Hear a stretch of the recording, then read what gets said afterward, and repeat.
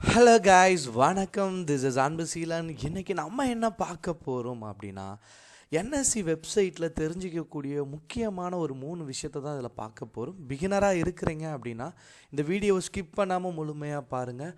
Education பர்பஸ்க்காக என்னுடைய Telegram group, WhatsApp குரூப்பில் இணையனும் விருப்பம் உள்ளவங்க டிஸ்கிரிப்ஷன் பாக்ஸில் லிங்க் கொடுத்துருக்கேன். அந்த லிங்க்கை பயன்படுத்தி பயன்பெற்று கொள்ளலாம். இப்போது நம்ம வீடியோக்குள்ளே போகலாம். ஸோ நீங்கள் பேசிக்காக புதுசாக ஸ்டாக் மார்க்கெட்டுக்கு வரும்போதே நிறைய குழப்பங்களோட வரும். என்எஸ்சி வெப்சைட் சொல்கிறாங்க, டிமேட் அக்கௌண்ட் அப்படின்னு சொல்கிறாங்க. இதெல்லாம் என்னன்னே எனக்கு தெரியலை அப்படின்னு ஒரு டவுட் இருந்துகிட்டே இருக்கும். ஸோ ஃபர்ஸ்ட் என்ன பண்ணுங்கள், நீங்கள் டைரெக்டாக வந்து கூகுளில் வந்துட்டு என்எஸ்சி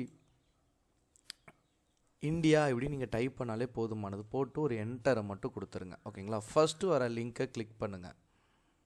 உங்களுக்கு ஒரு பேஜ் வந்து இங்கே வந்து கிளியராக கிடைக்கும். இன்னொன்று, ஸ்டாக் மார்க்கெட் வரும்போதே உங்களுக்கு நிறையா பேர் என்ன சொல்லியிருப்பாங்க அப்படின்னா, ஸ்டாக் மார்க்கெட் அப்படின்னாலே ரிஸ்க்கு, உங்களுடைய பணம் எல்லாமே போயிடும், நீங்கள் இன்வெஸ்ட் பண்ணிங்கன்னா உங்களுக்கு மேஜராக லாஸ் வரும், இப்படியெல்லாம் சொல்லுவாங்க. அது எல்லாமே உண்மை தான். சரிங்களா? எதுவுமே தெரியாமல் நீங்கள் ஒரு பை செல் அப்படின்னு நினச்சி ஸ்டாக் மார்க்கெட்டுக்கு வந்தீங்க அப்படின்னா பணம் இழக்க கண்டிப்பாக நேரிடும். ஆனால் என்ன தெரிஞ்சுக்கணும் அப்படின்னா, நீங்கள் ஒன்று தான், இந்த இடத்துக்கு வர்றது யாராக இருப்பீங்க? ஸோ ஃபினான்ஷியலாக ரொம்ப வீக்காக இருப்போம். ஃப்ரெண்டு யாரோ சொல்லியிருப்பாங்க, நிறைய சேவிங்ஸ் வச்சுருக்கலாம், அவங்க இன்வெஸ்ட்மெண்ட்டுக்கு போயிடுவாங்க. சரிங்களா? ஆனால் மோஸ்ட்லி இந்த ட்ரேடிங் வர்றவங்க யார் அப்படின்னா, பணமே இல்லாத ஆட்கள் தான். கொஞ்சம் 5,000 10,000 வச்சுட்டு வேலை இருக்காது, இந்த மாதிரி பிரச்சனையில் தான் உள்ளே வரும். நல்லா புரிஞ்சுக்கோங்க. லைஃப்பில் ஒரு சமயத்தில் வந்து கண்டிப்பாக ரிஸ்க் எடுத்தே ஆகணும். அப்படி ரிஸ்க் எடுக்கிறவங்க எல்லாருமே அடுத்த லெவலில் போயிட்டு பார்த்துடுறாங்க. யாரெல்லாம் ரிஸ்க் எடுக்க தயங்குறாங்களோ, ஸ்டாக் மார்க்கெட்னா கேம்பிளிங், அது வந்து புரியாது, அது ஒரு பெரிய சப்ஜெக்ட் அப்படின்னு சொல்லி குழப்பிட்டு இருக்காங்களோ, அவங்க எந்த பிஸ்னஸ் எடுத்தாலுமே பயந்துட்டு வரவே மாட்டாங்க. ஏன்னா பிஸ்னஸ்னாலும் ரிஸ்க் தான், ஸ்டாக் மார்க்கெட்னாலும் ரிஸ்க் தான். அதை யார் ஓவர் கம், அதை எடுத்து அதை கஷ்டப்பட்டு படித்து அடுத்த லெவலுக்கு வராங்களோ அவங்க சக்ஸஸ் பண்ணுறாங்க. அப்போ இதை எப்படி பண்ணலாம் அப்படின்னா, இது படிக்கிறதுக்கு நமக்கு எதுவுமே நாலேஜ் இருக்காது. ஏன்னா பிகினராக வரும்போது இங்கே நெஃப்டி 50ம்பாங்க, நெக்ஸ்ட்டு 50 அப்படிம்பாங்க. இது எதுவுமே நமக்கு வந்து புரிதலே இருக்காது. அப்போ என்ன பண்ணுங்கள், யாரோ ஒருத்தர் வந்து நிறைய ஆன்லைன் கிளாஸஸ்லாம் போயிட்டுருக்கேன், யாரோ ஒருத்தர்கிட்ட சேர்ந்து படிக்க ஆரம்பிங்க. சரிங்களா? அதுதான் முக்கியமான விஷயம். படிக்காமல் இதுக்குள்ளே வந்துடாதீங்க. அப்போ பிகினராக வரும்போது இதை நீங்கள் செக் பண்ணணும் அப்படின்னா, ஃபர்ஸ்ட் உங்களுக்கு தெரியக்கூடியது என்ன அப்படின்னா, நெஃப்டி 50. இந்த என்எஸ்சி வெப்சைட்டில் இது நீங்கள் கிளிக் பண்ண உடனே கீழே வந்துடுங்க. வந்துட்டு இங்கே வியூ ஆல் அப்படின்ட்டு இருக்கும். இதை நீங்கள் கிளிக் பண்ணுங்கள். கிளிக் பண்ணிங்க அப்படின்னா ஒரு 50 கம்பெனி வந்து உங்களுக்கு வந்து தெரியும். நல்லா புரிஞ்சுக்கோங்க. மொத்தம் வந்து பிஎஸ்சி அப்படின்னு சொல்லுவாங்க. அதில் வந்து 5,000 கம்பெனி வந்து லிஸ்ட் ஆகிருக்கும். என்எஸ்சி நீங்கள் பார்த்தீங்கன்னா 1700 கம்பெனி லிஸ்ட் ஆகிருக்கும்.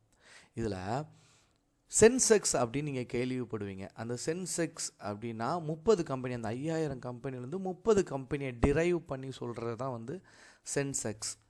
நெஃப்டி அப்படின்னு சொல்லுவாங்க. ஆனால் நெஃப்டியை யாரும் பெருவாரியாக கவனிக்கிறேன்னா, சென்செக்ஸுங்கிறது வந்து ஆதி காலத்துலேருந்தே நம்ம கவனிக்கிற காரணத்தினால, சரிங்களா, ஏன்னா தாத்தா காலத்திலே வந்து இருக்குது. நெஃப்டி வந்து 1992 தான் ஸ்டார்ட் பண்ணுறாங்க. ஸோ இதை கேள்விப்பட மாட்டேங்க. இந்த 1700 கம்பெனிலேருந்து டெய்லி செக்டார் வாரியாக பிரித்து ஒரு 50 கம்பெனியை தேர்ந்தெடுப்பாங்க. இந்த 50 கம்பெனியோட லிஸ்ட்டு தான் இது. சரிங்களா? ஸோ ஏன் எல்லாருமே நெஃப்டிலே ட்ரேட் எடுக்கிறாங்க அப்படிங்கிறத ரெண்டாவது பாயிண்ட்டாக புரிஞ்சுக்கணும்.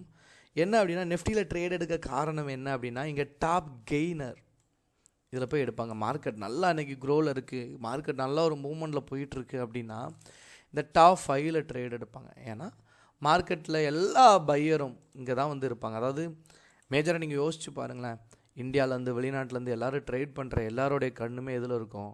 நெஃப்டி 50க்குள்ளே தான் இருக்கும். அப்போது இங்கே டக் அப்படின்னு சொல்லுவாங்க. நீங்கள் ஒரு ஷேர் வாங்குவீங்க, விற்கும்போது வாங்குறதுக்கு ஆள் இருக்காது. இந்த மாதிரி பிரச்சனைலாம் ஸ்டாக் மார்க்கெட்டில் இருக்கும். எப்படி கடையில் பொருள் இல்லாமல் நம்ம பைசா கொடுத்து பொருள் தாங்கினா கடைக்காரர் எப்படி கொடுக்க மாட்டாரோ, அதே மாதிரி தான் இங்கேயுமே இருக்கும். ஆனால் இந்த மாதிரி பிரச்சனைகள்லாம் இந்த நெஃப்டி 50ல் பண்ணும்போது வராது. டாப் 5 கெய்னரில் பண்ணுவாங்க. அதே மாதிரி ரொம்ப லூசராக, அதாவது என்ன சொல்ல, மார்க்கெட் ரொம்ப சரிவில் இருக்குது அப்படின்னா இங்கே இருக்க கடைசி 5 கம்பெனியில் என்ன பண்ணுவாங்க, செல் பண்ணி பை பண்ணுவாங்க. ஸ்டாக் மார்க்கெட்டில் நீங்கள் நினச்சிட்டு இருப்பீங்க, என்ன பண்ணலாம், பை பண்ணி 100 ரூபாயில் போகும் ஒரு ஸ்டாக்கு, அதை 100 ரூபாயில் பை பண்ணிவிட்டு, சரிங்களா, 105 ரூபா போகும்போது நம்ம வந்து விற்போம், 5 ரூபா ப்ராஃபிட் கிடைக்கும். அதே மாதிரி ஒரு கம்பெனி சரியும் அப்படின்னு தெரிஞ்சுது அப்படின்னா நீங்கள் என்ன பண்ணலாம் அப்படின்னா 100 ரூபாய்க்கு டைரெக்டாக செல் பண்ணலாம். டிமெட் அக்கௌண்ட்டில் செக் பண்ணி பாருங்கள். செல் பண்ணி 100 ரூபாய்க்கு செல் பண்ணி அந்த கம்பெனி ரொம்ப குறைஞ்சி 90 ரூபாய்க்கு வந்துருச்சு. அந்த சமயத்தில் நீங்கள் கீழே போய் பை பண்ணீங்க அப்படின்னா அந்த கான்ட்ராக்ட் அந்த இன்ஸ்ட்ருமெண்ட் க்ளோஸ் ஆகி உங்களுக்கு என்ன வரும், பணம் வர ஆரம்பிச்சிடும். செக் பண்ணி பாருங்கள். செல் பண்ணி பண்ணலாம். அப்புறம் 3வதாக கடைசியாக தெரிஞ்சிக்கக்கூடிய விஷயம், பிகினராக இருக்கிறவங்கள இந்த ப்ரீ ஓப்பன் மார்க்கெட்.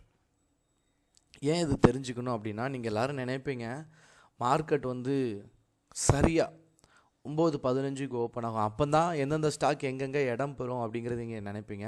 அப்படி இல்லை. 9:10க்கே மார்க்கெட் பாசிட்டிவ் ஆகுமா நெகட்டிவ் ஆகுமா இதை நீங்கள் கிளிக் பண்ணிங்க அப்படின்னா உங்களுக்கே தெரிஞ்சிடும். ஏன் அப்படின்னா இது பேர் தான் ப்ரீ ஓப்பன் மார்க்கெட்.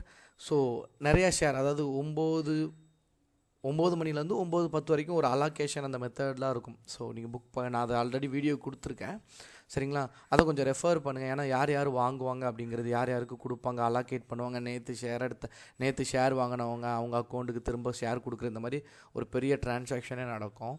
அப்புறம் 9:10க்கு எல்லாம் க்ளோஸ் ஆகி உங்களுக்கு மார்க்கெட் எப்படி ஓப்பன் ஆக போகுது, குளோபல் மார்க்கெட்டோட தாக்கம், இதெல்லாம் வச்சு உங்களுக்கு எண்ட் ஆஃப் த டேயில் உங்களுக்கு இதை காட்டிடுவாங்க.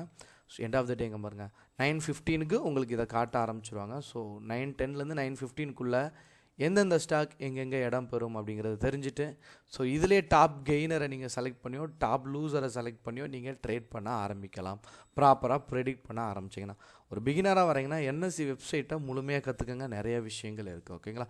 Okay guys, thank you so much for வாட்சிங் this video. Tata, bye, see you.